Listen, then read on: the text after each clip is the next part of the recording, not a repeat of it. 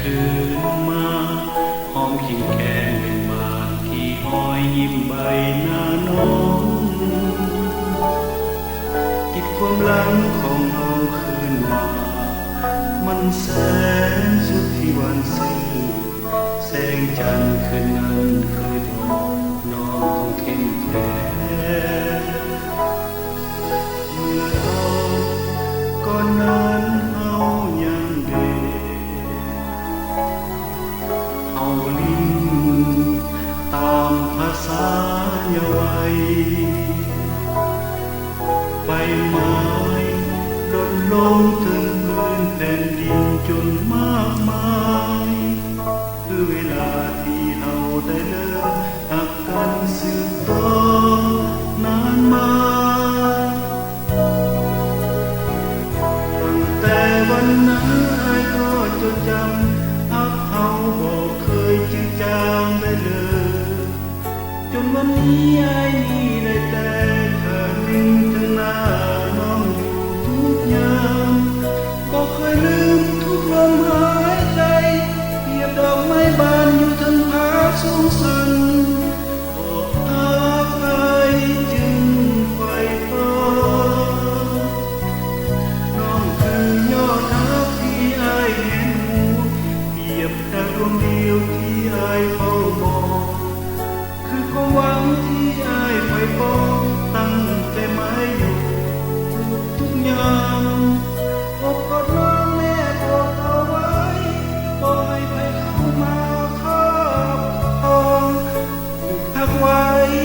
บ่ให้จืดจาง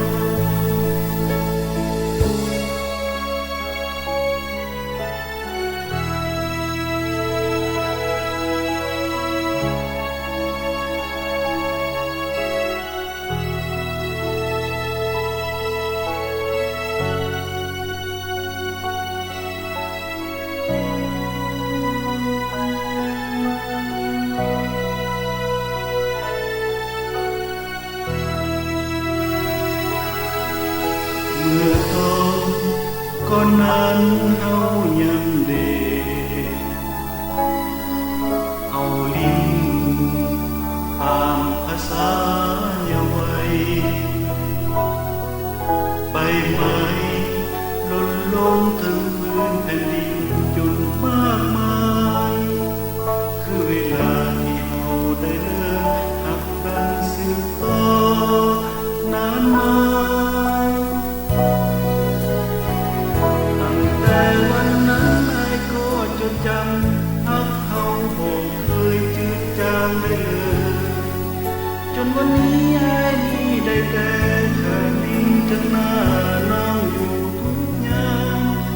บ่เคยลืมทุกลมหายใจเปรียบดอกไม้บานอยู่ทั้งผาสูงสันเพราะหักอ้ายจึงไฟฟ้าน้องคือยอดรักที่อ้ายเห็นเปรียบดังดวงเดียวที่อ้ายเฝ้ามองคือความหวังที่อ้ายไฟปองตั้งใจหมายอยู่ทุกยามอกกอดน้อง